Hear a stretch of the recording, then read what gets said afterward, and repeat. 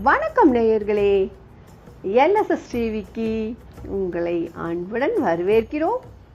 ஆன்மீகம் நிகழ்ச்சியில் ஆடி என்பது ஒரு தேவ மங்கையின் பெயர் என்கிறது புராணம். அதை பற்றி பார்க்கலாம். ஒரு சமயம் பார்வதி தேவி ஈசனை பிரிந்து தவம் செய்யும் நிலை ஏற்பட்டது. சிவபெருமான் தனிமையில் இருப்பதை அறிந்த ஆடி எனும் தேவகுல மங்கை பாம்பு உருவம் எடுத்து கைலையின் உள்ளே யாரும் அறியா வண்ணம் நுழைந்தாள்.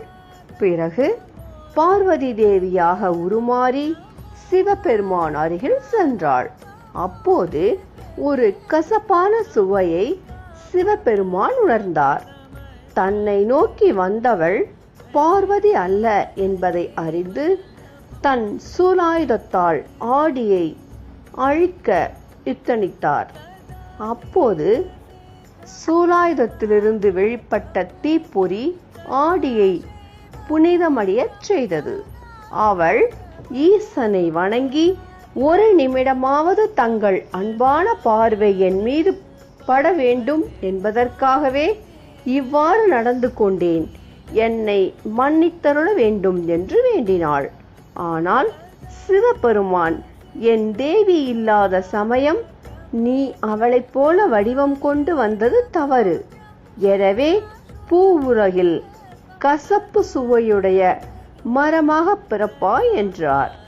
அவள் விமோச்சனம் கேட்க, கவலை வேண்டாம், நீ மரமாகி போனாலும் ஆதிசக்தியின் அருளும் உனக்கு கிட்டும். சக்தியை வழிபடுவது போல் உன்னையும் வழிபடுவார்கள்.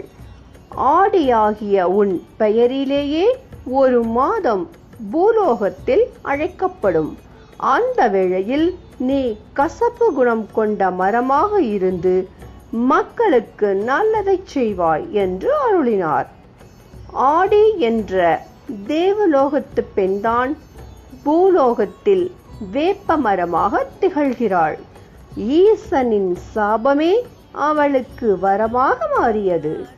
தெய்வாம்சம் பொருந்திய வேம்பு ஆதிசக்தியின் அம்சமாக உள்ளது. நோய்கள் பலவற்றை குணமாக்கும் சக்தி கொண்டது, குளிர்ச்சியானது. அதன் காற்று உடல் நலத்தினை காக்கும்.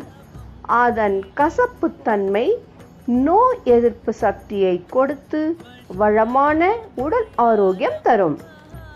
வேப்ப இலையின் கொழுந்தில் நம் உடலுக்கு தேவையான சக்தி, புரோட்டீன் இருப்பதாக ஆராய்ச்சியாளர்கள் கூறுகிறார்கள். தினமும் காலை வேளையில் 3-4 வேப்பம் கொழுந்துகளை வெறும் வயிற்றில் மென்று சுவைத்தால் மருத்துவரிடம் செல்லும் நிலை ஏற்படாது என்று சித்த மருத்துவம் கூறுகிறது. அதே சமயம் கசப்பு சுவையை அளவுக்கு அதிகமாக பயன்படுத்தினால் இரத்தத்தின் வீரியம் குறைந்து உடலில் பாதிப்பை ஏற்படுத்தும். எனவே சித்த மருத்துவர் ஆலோசனைப்படி வேப்பங்கொழுத்தினை பயன்படுத்த வேண்டும். அம்மை நோய்க்கு அருமருந்தாக வேம்பு திகழ்கிறது. காய்ச்சலை குணப்படுத்தும் வேம்பு கஷாயம் இன்றும் மருத்துவ உலகில் புகழ்பெற்று திகழ்கிறது. அதனால்தான் கிராமப்புறங்களில் வீட்டின் வாசல் முன்பு வேப்ப மரங்களை வளர்க்கிறார்கள். நகர்ப்புறங்களிலும் வேப்ப மரங்கள் வளர்க்கப்பட்டால் தூய்மையான காற்று கிடைக்கும்.